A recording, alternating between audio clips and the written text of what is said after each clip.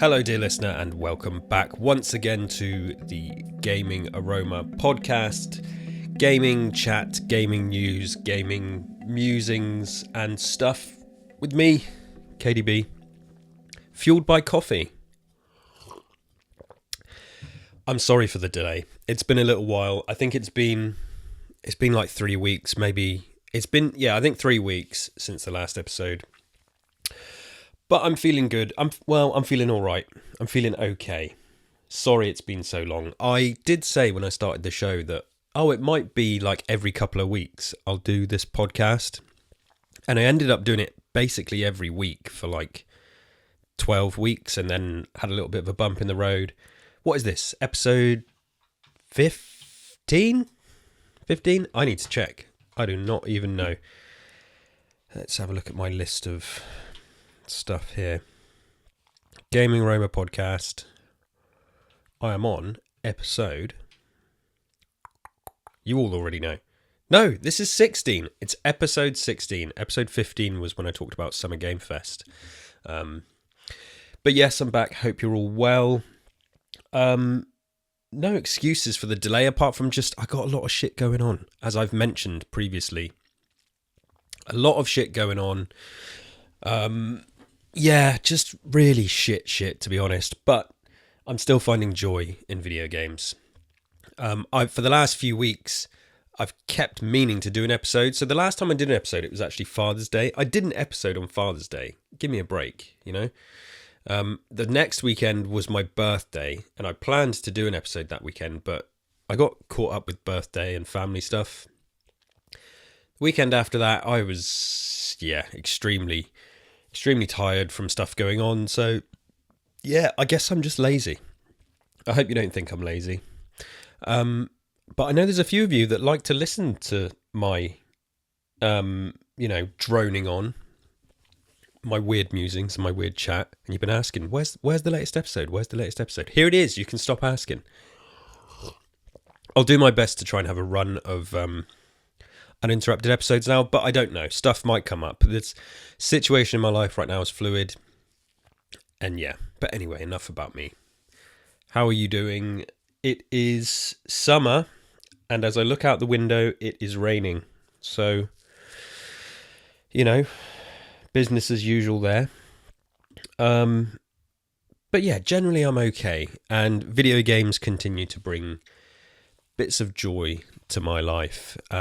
So yeah, I did have my birthday. I turned 37 years old, officially in the late 30s club, which I feel about 43, to be honest with you. But yeah, that's where I'm at.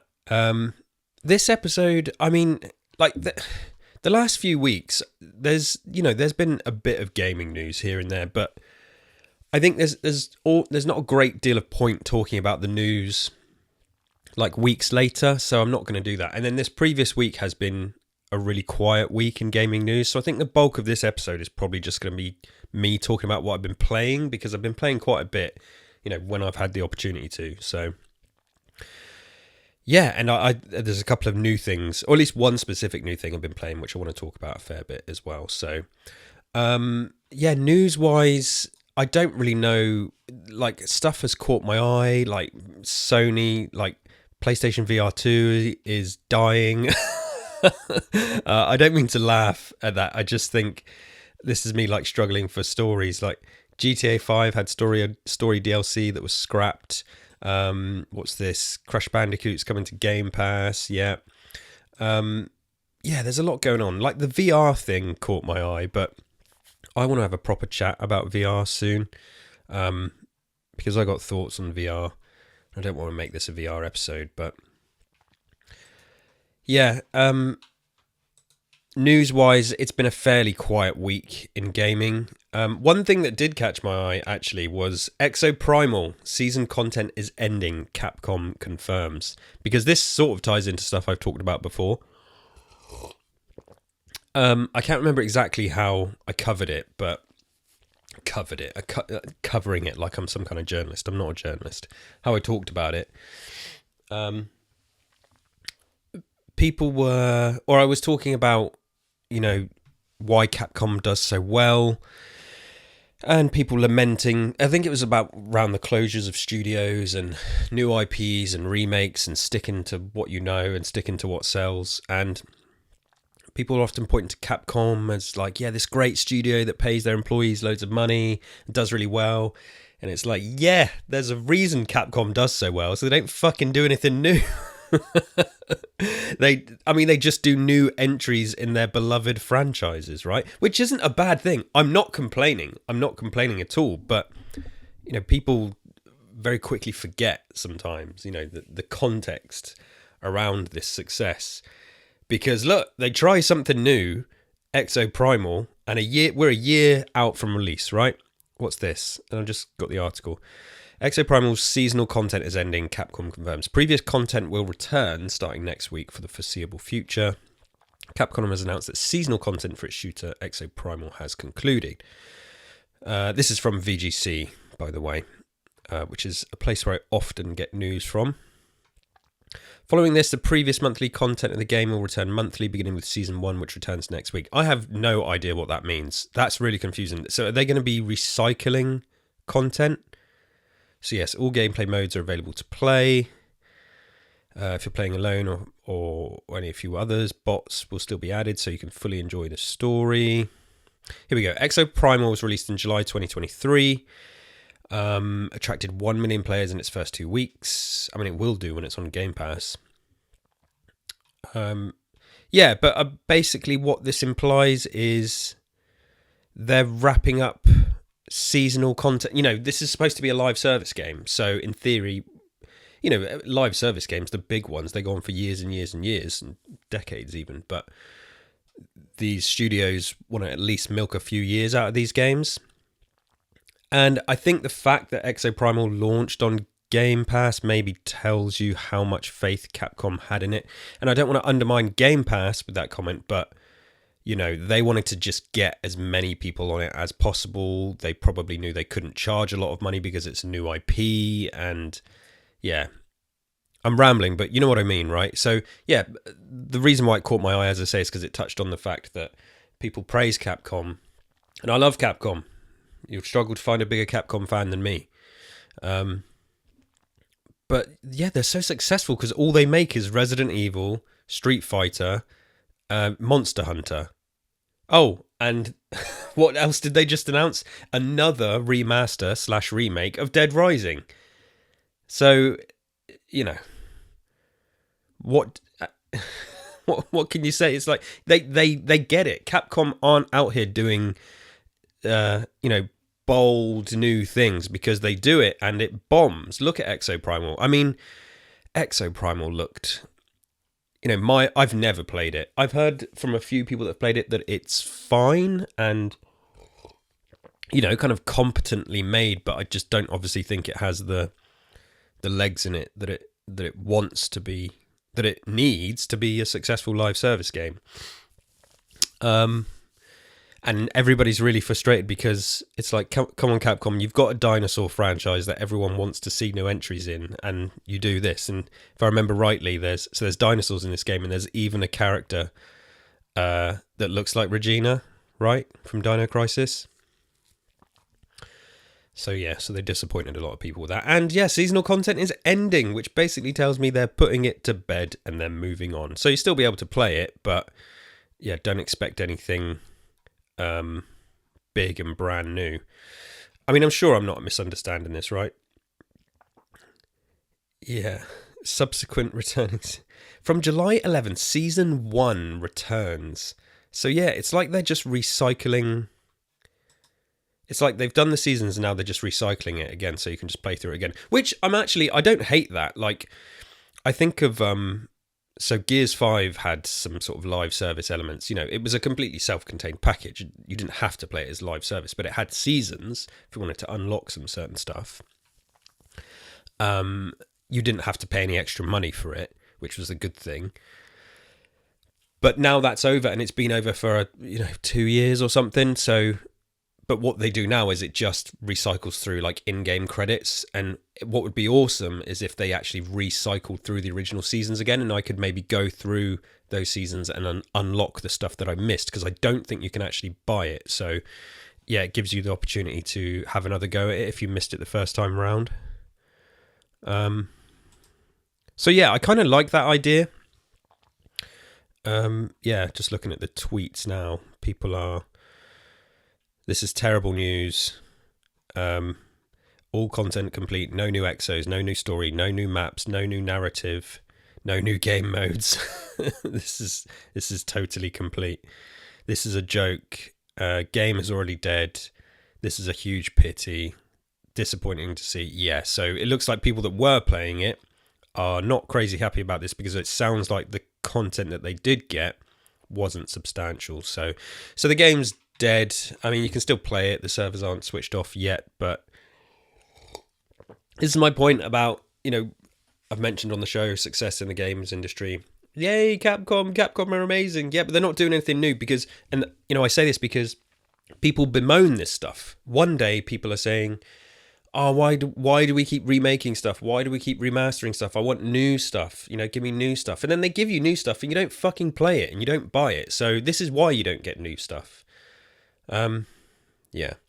Now, there is something to be said about how this new stuff is made and how new games are made, because, there's a lot of risk in creating a new game that delivers to the level of quality that people expect. It's fucking expensive. It takes years to make. So, yeah, so that's why they don't do it. Whereas it does feel like, and I think I also talked about this before, maybe we're shifting back now where the age of AAA is going to change. I mean, it has to change because it's unsustainable. So, indies and double A's are kind of picking up. I think people like me and quote-unquote hardcore gamers would love to see more small games from Capcom and other studios that don't require 5 years development and $200 million to make.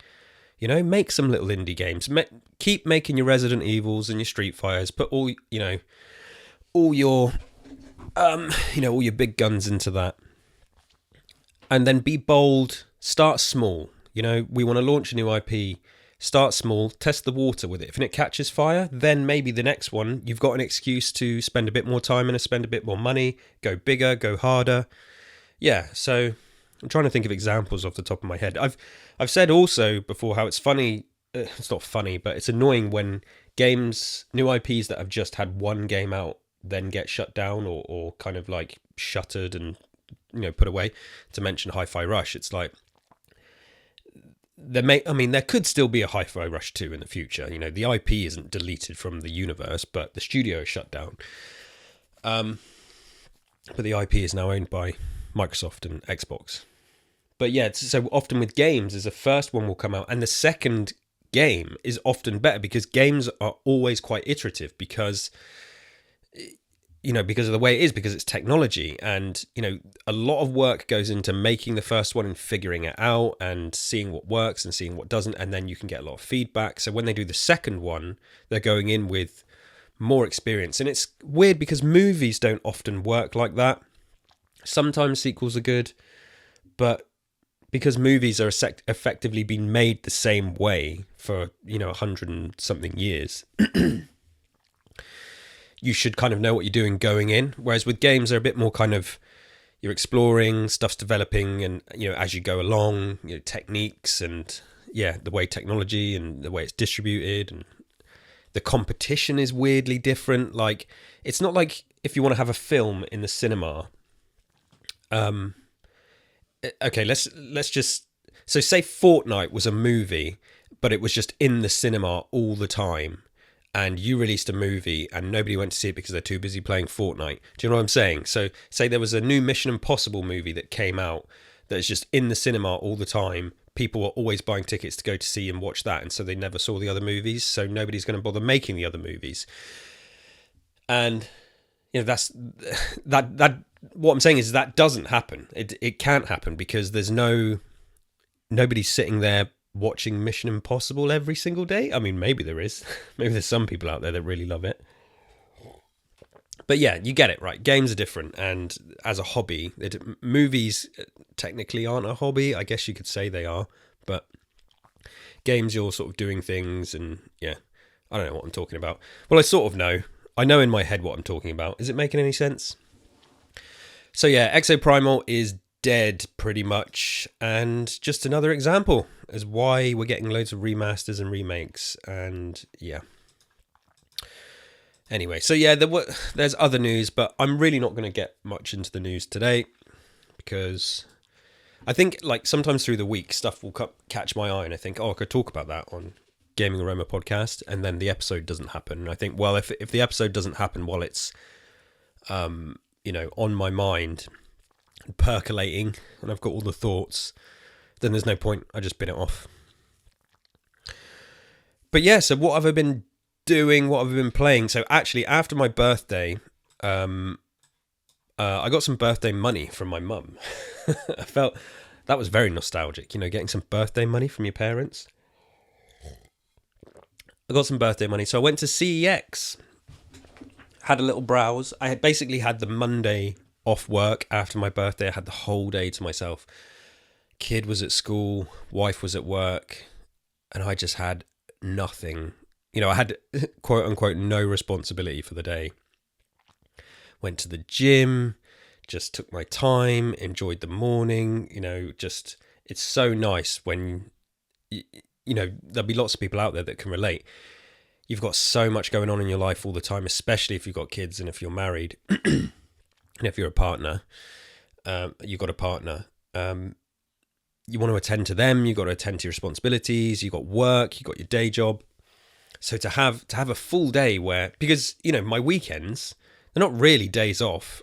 I get a couple of hours to myself, like now, and I'm doing this podcast now.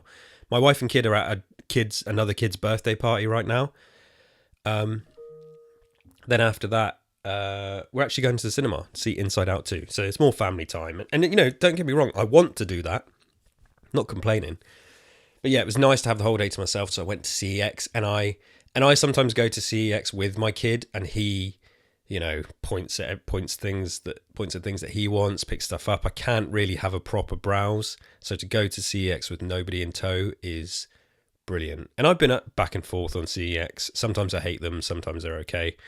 During like pandemic era, prices were just fucking ridiculous. They seem to have balanced out a little bit now. So yeah, had a nice little browse, and there was a few things I'm looking for. But what I ended up doing is buying. So I bought 3 games. And I did post a picture about this on Twitter ages ago. I got Metal Gear Solid HD Collection for Xbox 360, which I have previously owned, but you can no longer buy because since they brought out that new Master Collection, they've delisted it from digital stores. So the physical copy is the only way to get that. And from what I understand, that Legacy Collection, MGS 2 and 3 are just the HD versions, right? Repackaged. So it's pointless, really, that they did that. I did buy individually Metal Gear Solid 1 from that Legacy Collection because you can buy the games individually. But I was considering buying the Master Collection because I thought, will that give me another achievement list to go through and just re-get the achievements again? And I couldn't find online anywhere that confirmed if it did or not. So I just went and rebought the original Xbox 360 version. There's a few achievements on there I haven't got, so I picked up that. So I've got MGS 2 and 3 and 1 now, but I didn't bother with the Master Collection. I also bought Batman Arkham Origins, which is another game that you cannot buy digitally.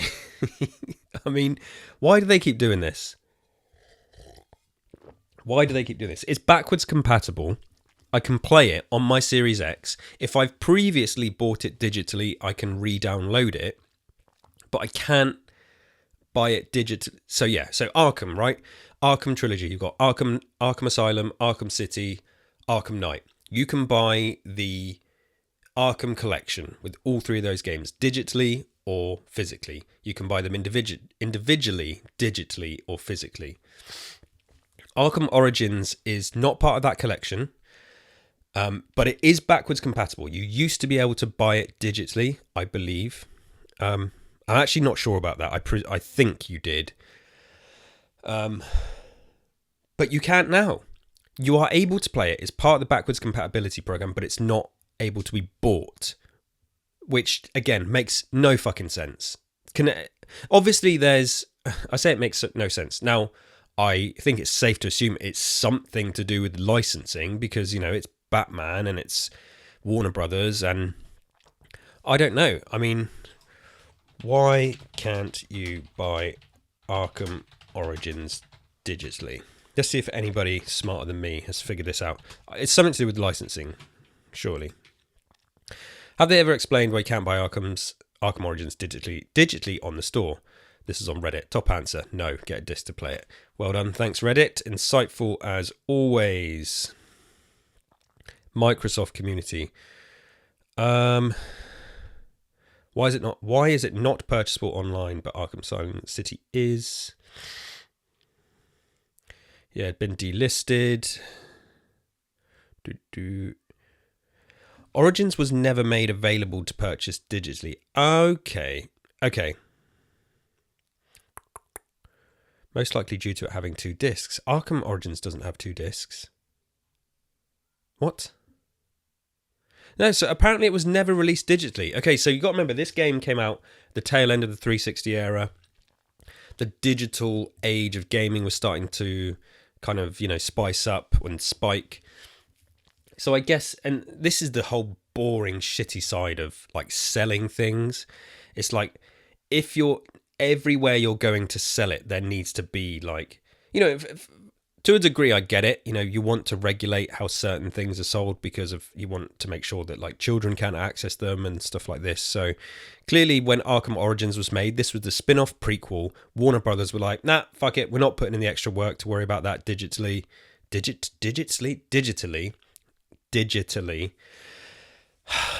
I did go to school when I was younger and I was taught how to speak, even though podcasting would make you believe otherwise. So yeah, I imagine then, so it's never been available to be purchased digitally. Am I even saying that word right? Digitally. Fucking hell.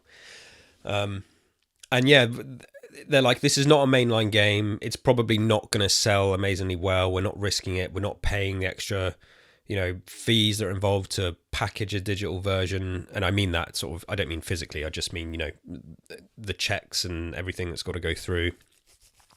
And they just probably didn't bother.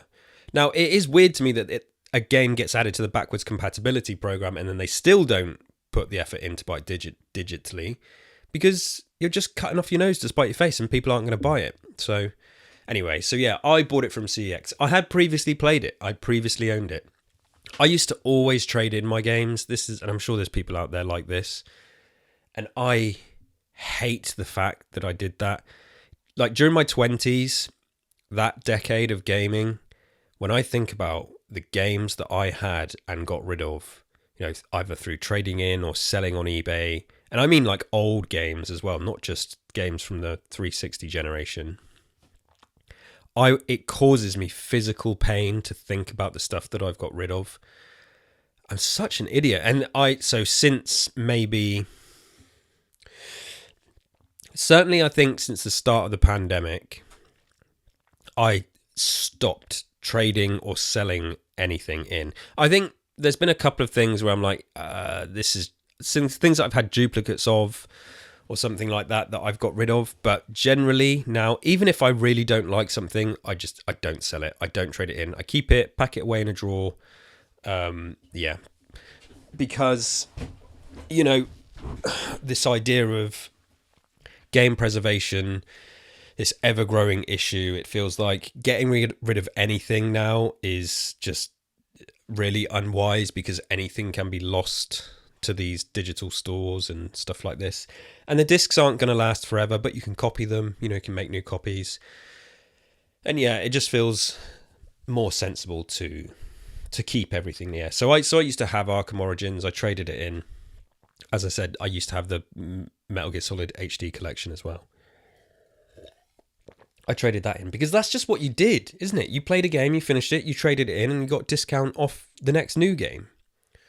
That's what most people did. I just really wish I didn't.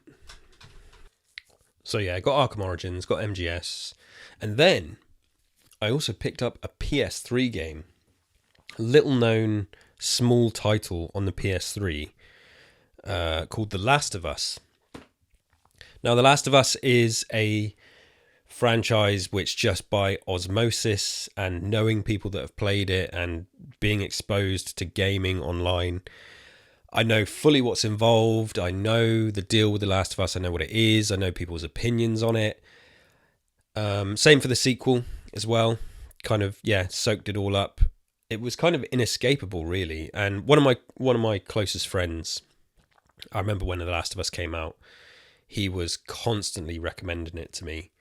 But I didn't have a PS3. I never owned a PS3 at the time, and I never owned a PS4. So I never played The Last of Us, and I do have a PS3 now. So I thought, you know what, I'm going to pick it up. It was a £5 for The Last of Us. Supposedly one of the best games on the PS3. Can't go wrong. So I picked it up, and I thought, you know what, I'm going to dedicate some time and see what all the fuss is about.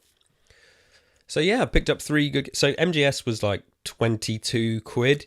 Now, again, that tells you, because you can't buy that digitally either.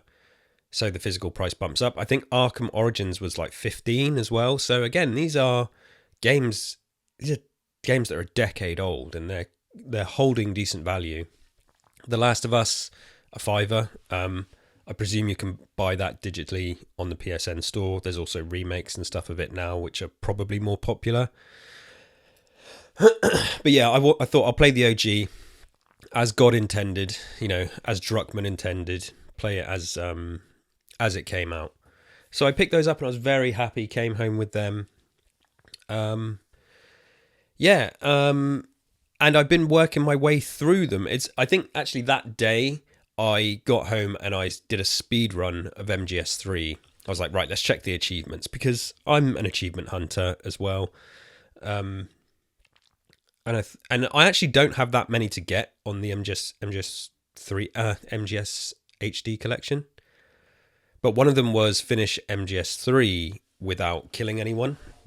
So I did that, which is fairly easy to do, because all you've got to do is put it on very easy, and the game gives you this weapon that is, it's like infinite ammo, infinite suppressor, and it tranquilizes everybody with one shot, no matter where you shoot them on their body. Your camouflage is constantly at 80%. Whoa, my laptop is going to die. Let me just plug it in. Check, testing. I am back. Laptop is now plugged in. I need to get a different chair. I don't know if while you're listening to this, you can kind of hear me going and taking big breaths. It's this fucking chair. Like, it's so uncomfortable. And the way I'm sit is like, I'm kind of being compressed. So when I'm talking constantly, it's hard to get a decent breath in because of how uncomfortable this chair is. Anyway, yeah, I promise I'm just not like so physically unfit that I'm getting out of breath just by doing a podcast. That's not the case. At least I don't think it is. It is this chair. It's really uncomfortable. Anyway, so spare a thought for me. What was I saying? Yeah, did a speed run of MGS3, which is a game I have finished. MGS3 is one of those games that I've finished, I'm going to say pushing 40 times, maybe 50, maybe more than that. I used to play this, like the year it came out, I would play it on repeat. I think the year it came out, I probably finished it 20 times, easily. And then over the years, I just revisit it. I would play it like every year, then every couple of years. I reckon I've easily played that game 50 times, and that's probably underselling it a little bit. I was so obsessed with it, and I would do, back in the day, and this is on the PS2 when there wasn't even any achievements. I would do everything, like, collect all the animals, finish the game on the different difficulties and get all the different rankings. Yeah, so love that game. It is my favorite MGS game. It has the best story. Gameplay is awesome, and I've said before that MGS5 has better gameplay. It's just the story is not as good in MGS5. So, yeah, love MGS3. Did a speedrun of that, and then started sinking some time into. Oh, one thing I didn't mention, and because I think I touched on this in the previous episode, that I started playing Banjo-Kazooie. I finished Banjo-Kazooie, and I just want to say, I feel like a mug for not playing this game. I definitely, I'd been round a friend's house and they had Banjo-Kazooie on the N64, and I played it for like 10 minutes. That was my only exposure to it ever. Never played it when it came to Xbox or anything like that. Never played any sequels. It's just one of those things that kind of pass you by. But yeah, I finished Banjo-Kazooie and, well, actually, no, that's a lie. And I did tweet about this in my thread that's covering all the games. I put a lot of time into Banjo-Kazooie, and I did the final, what I thought was the final level, which is basically a game show with a pop quiz about everything you've experienced through the game. And you can't save during the game. You can't pause during the timers to look up the answers. And yeah, it is toxic, absolutely toxic. But I finished that. I managed to finish that game. Finish the quiz level. And then there's an actual final boss, and you got to fight the witch. And that witch was, yeah, I gave it the good old college try, but I'd already spent like 16 hours in the game, and I was ready to move on. I'd seen everything the game had to offer. I did not need to finish the final boss. It's a bit like Metroid Dread. I love that game. Never finished the final boss. So I consider myself somebody that has finished Banjo-Kazooie, just with the caveat that I didn't actually take the final boss down to their last bit of HP. But yeah, great game. I feel like a mug for never playing it.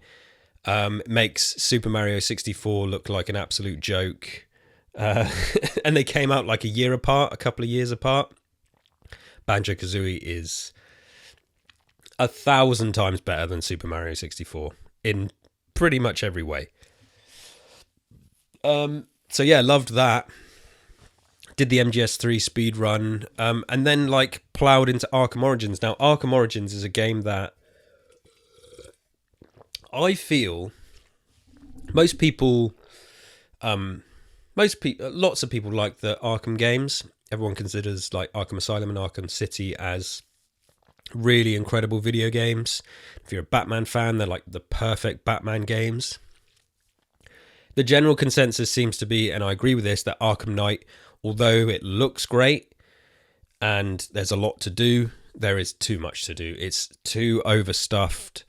The story is not as exciting. Okay, I just stopped recording and started recording again there because I spoiled Arkham City, and I don't want to do that. I think I do my best to avoid big spoilers. I don't care how much time has passed. But yeah, the story's not as good in Arkham Knight, so technically a great game, just lost some of the magic of the other two. And the Batmobile stuff, everybody just thought was kind of, again, surplus to requirements. And Arkham Origins came out, so yeah, at the tail end of the 360's life. It was the game that came out between Arkham City and Arkham Knight. It was done by a different studio. Is that right? Probably like under the supervision of Rocksteady. Arkham Origins. Developer? WB Games Montreal. No, that's who. Wait, no. So, okay. So, yeah, that's confusing. That is confusing. Did Rocksteady help at all? I'm just looking at, see if we got production here. Here we go. Warner Bros. Interactive is planning on Rocksteady Studios' next big Batman game as a prequel based on the Silver Age. Game would explore Batman's first confrontation with the Joker. Yeah, development began in 2011 by Canadian development studio WB Games Montreal. Montreal was chosen to develop the game given the amount of time Rocksteady needed to create Arkham Knight. Yeah, so Montreal worked on the Wii U adaptation of Arkham City to familiarize itself with the modified Unreal Engine 3. Yeah, okay, so I'm sure Rocksteady gave some thoughts, maybe. I mean, they did well to take, basically they take all the assets and create a version. It's like a smaller version of Arkham City. But yeah, so this game, I remember playing it at the time, and I think my final thoughts on it at the time when it released was, oh, that was quite brief, and, maybe not as epic as Arkham City, but I liked it. Playing it again, I think my fondness for it definitely increased after I finished Arkham Knight as well, because I was kind of disappointed with that game. my feelings softened on Arkham Origins because it was kind of more what I wanted.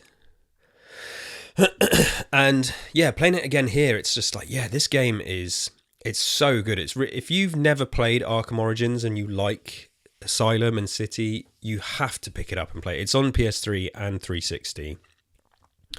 And as I said, backwards compatible for the new Xbox consoles, so you can buy a physical version and play it.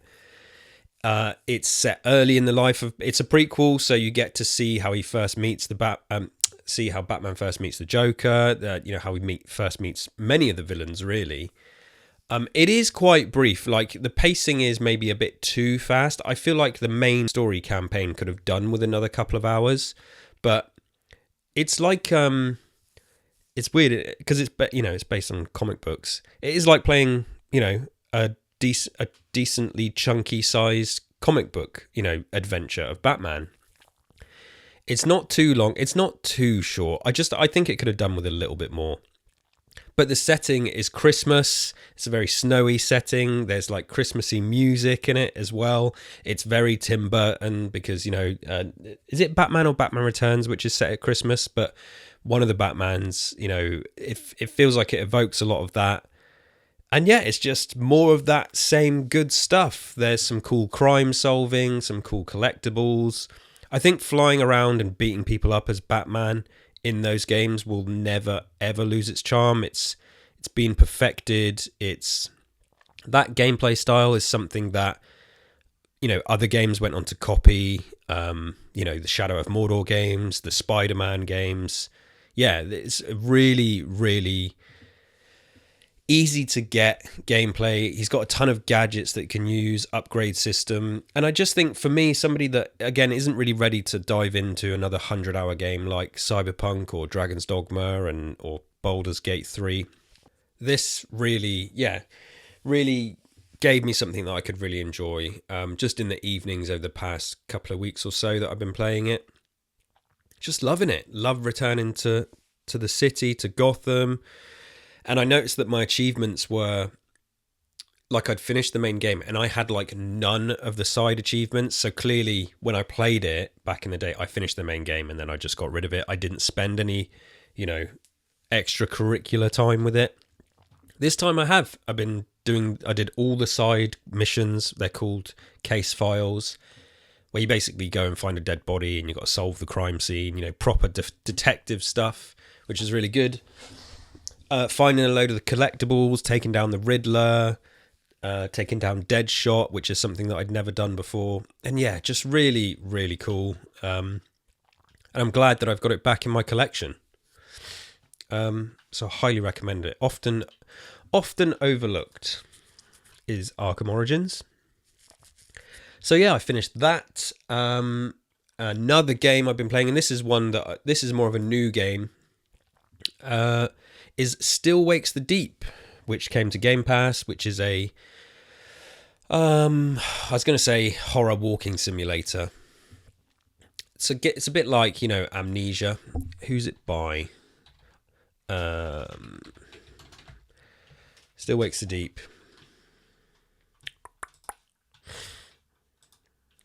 Oh, The Chinese Room. Okay.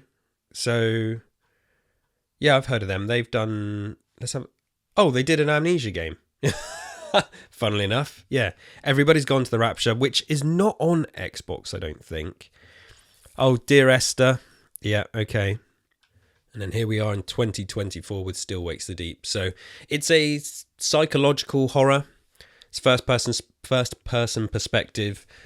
You are it's set in the 70s. You're on an oil rig in the middle of the ocean in the North Sea. So you play a Scottish character. Has a big kind of like Scottish Gaelic theme to it, flavour and style, which you don't see. And I think that instantly, I'm not Scottish, but it just instantly attracted me to the game because it's different. You don't get this sort of stuff.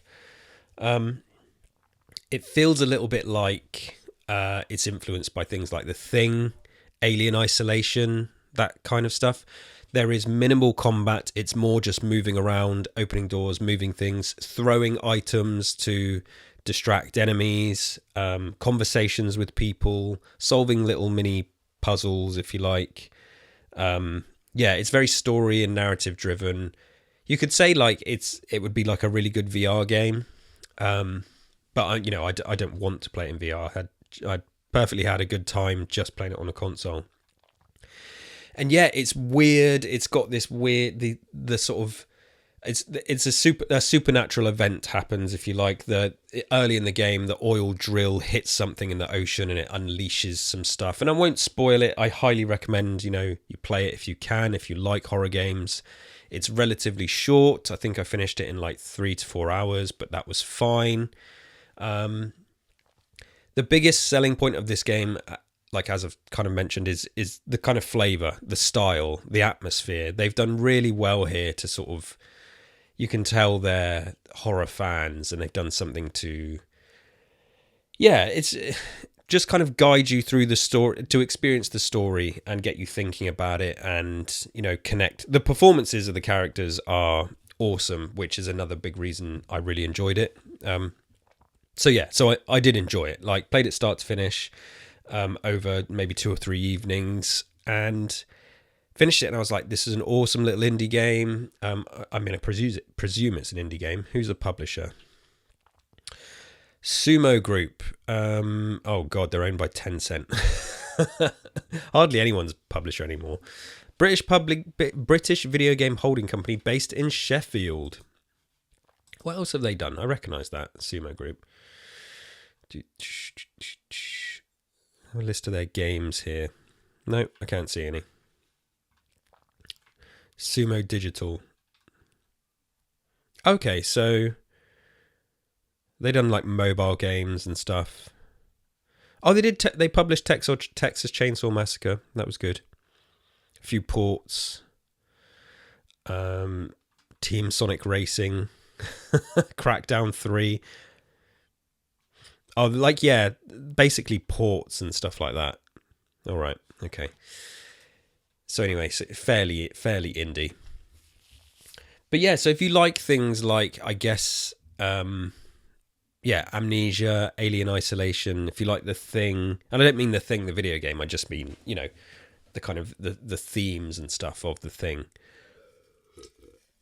If you like horror, if you're looking for something that it doesn't require too much brain power, you can just chill in the evenings and walk through it.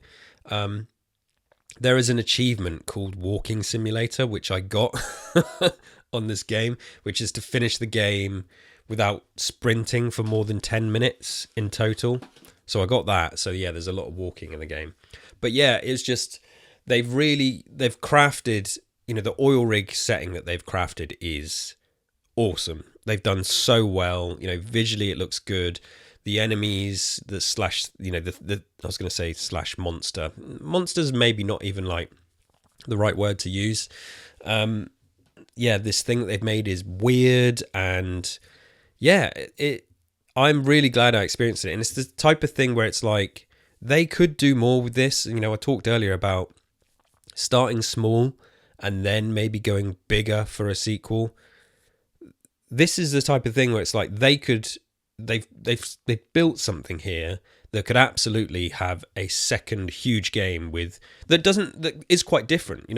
This game is very light on combat, light on stuff to do, because it is just kind of moving here, moving around, climbing, opening doors and stuff like that, and jumping. It's a bit of platforming.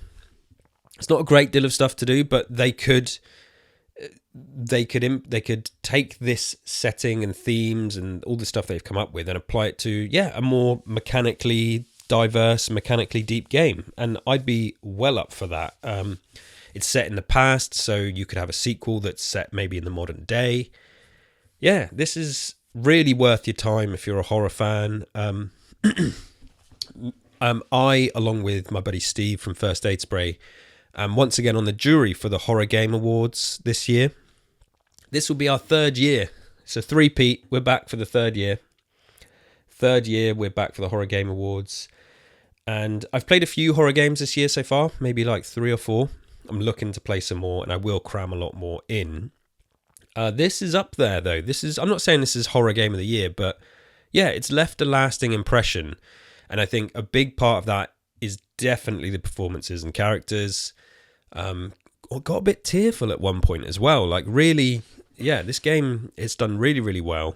And yeah, and the setting, the style, the atmosphere, just a little bit light on gameplay, but that's fine. I liked Hellblade 2. That's incredibly light on gameplay. There's probably more gameplay in this than Hellblade 2, which is crazy to think when you imagine the budget that Hellblade 2 must have had compared to this.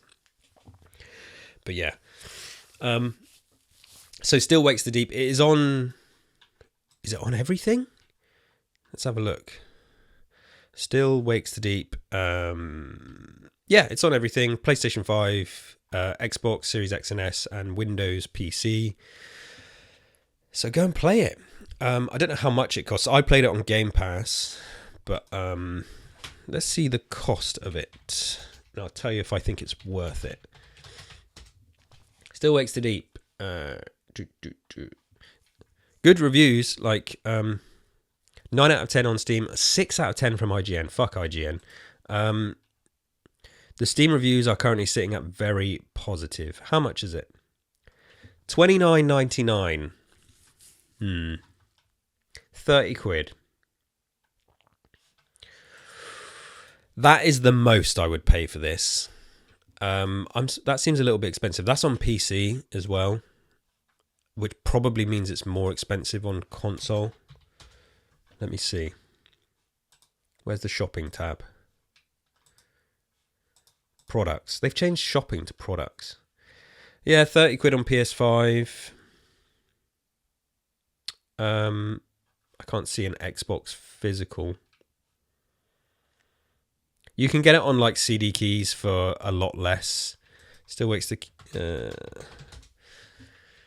yeah, 23 quid on CD keys. So yeah, I'd say it's absolutely worth 20 to 25 quid. If you're an enthusiast for these types of games, definitely check it out. Support indie games. Well, okay, owned by Tencent, but I don't know. Just because it's a subsidiary of Tencent, that doesn't mean they've got loads and loads of money, right? So it's not technically an indie game, but yeah, I think they've done well with probably the limited resources that they had. Yeah, I really, really liked it. So highly recommend you check it out. And like I mentioned, it's like 3 or 4 hours of your time. So most people can do that in an evening if you want.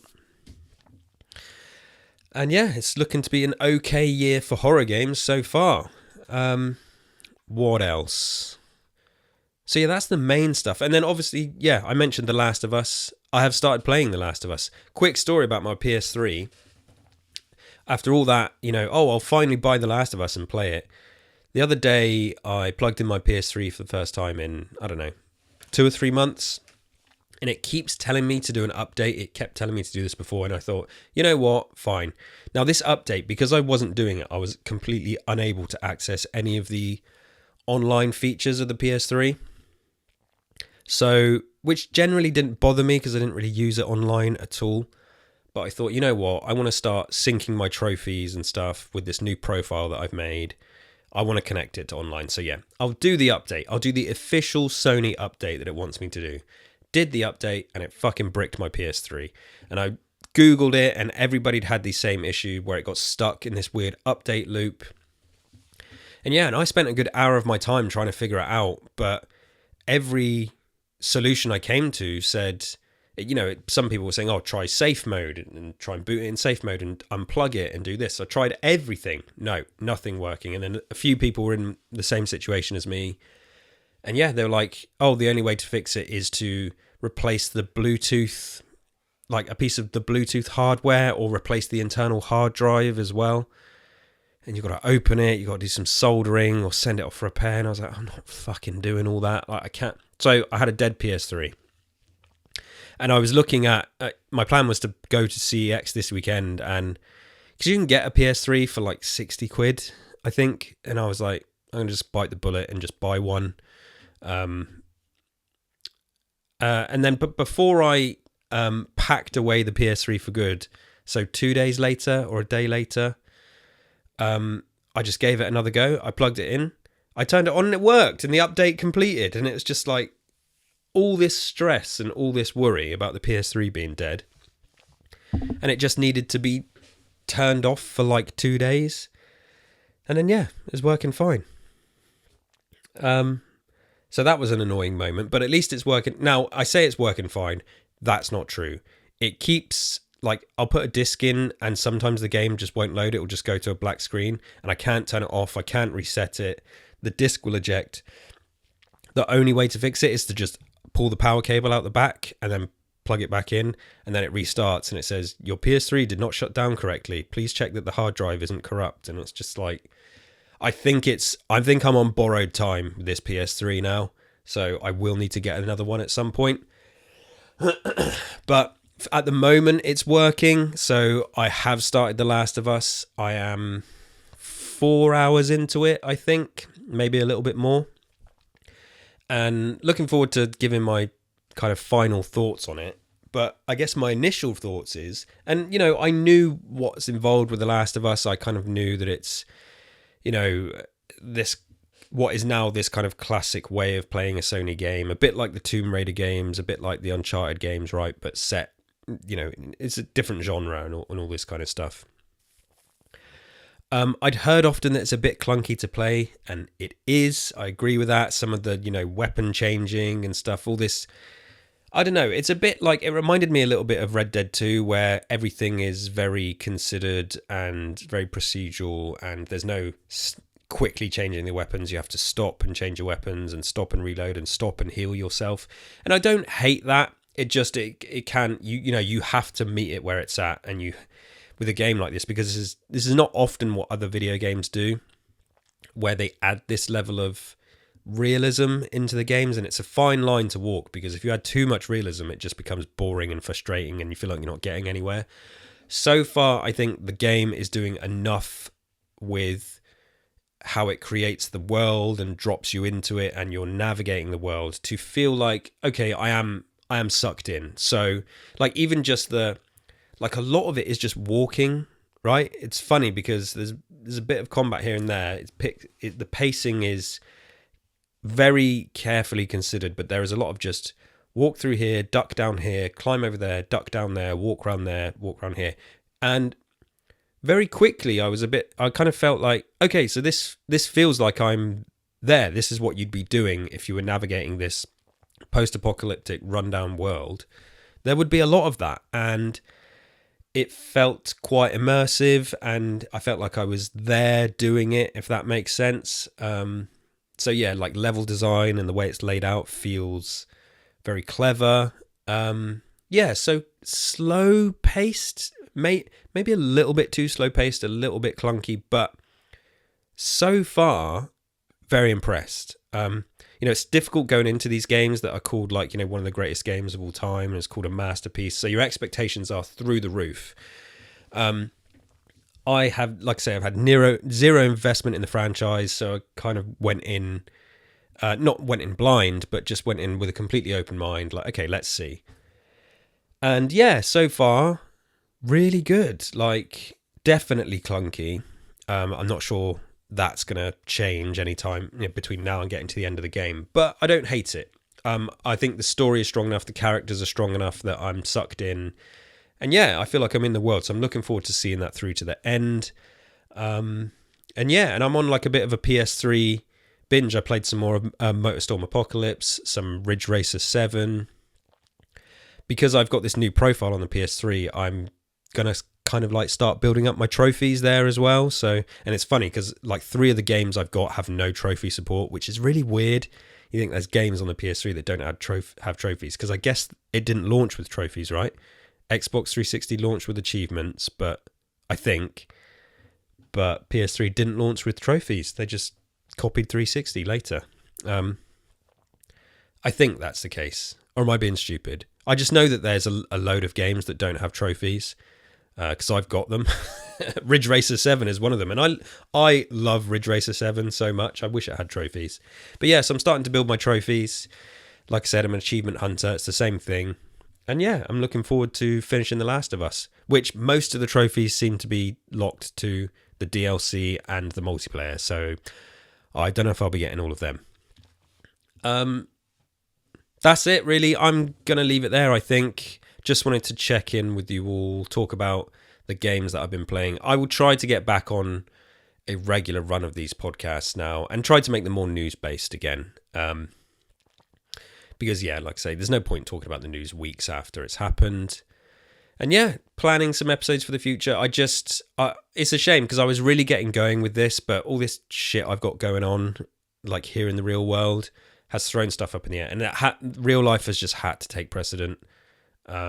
Yeah, speaking of news, fuck the Tories, they're gone. We've got a change in government in this country.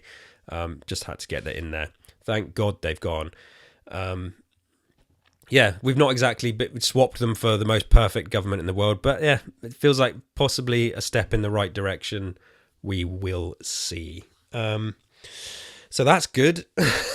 There's some positivity, sort of. But yeah, I'm going to get back to trying to speak more about the news and some special topics and stuff like this. It's just a bit of a bump in the road for my production schedule, if you like, and it's affected most of my shows, really. So just bear with me. Hope you've enjoyed listening today. Come and tell me what you've been playing. Tell me if you've played any of the games that I've talked about today. Rate this podcast, subscribe to it on whatever feed you're listening to as well. I genuinely do want to try and build it up. I'm going to keep going. I think consistency is the key with these things. I'm putting a lot of work into my Gears of War stuff as well at the moment, which is I'm having a blast with because obviously we've got a new game on the horizon for that. But this, my general place for general gaming, yeah, I really would like to try and make it a place where I can really, pour my heart out about gaming, because it's fucking pointless doing it on Twitter, right? We know that place is a joke.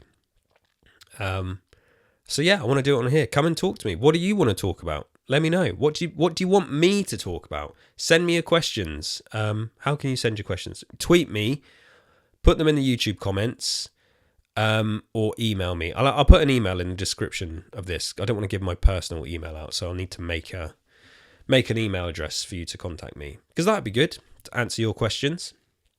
But I'm going to leave it there. Thanks as always for listening. I will catch up with you ASAP for another Gaming Aroma podcast. Gaming chat fueled by coffee. Have I finished my coffee? Nearly. And I'm going to go to the cinema with my family. Until next time, bye. Bye.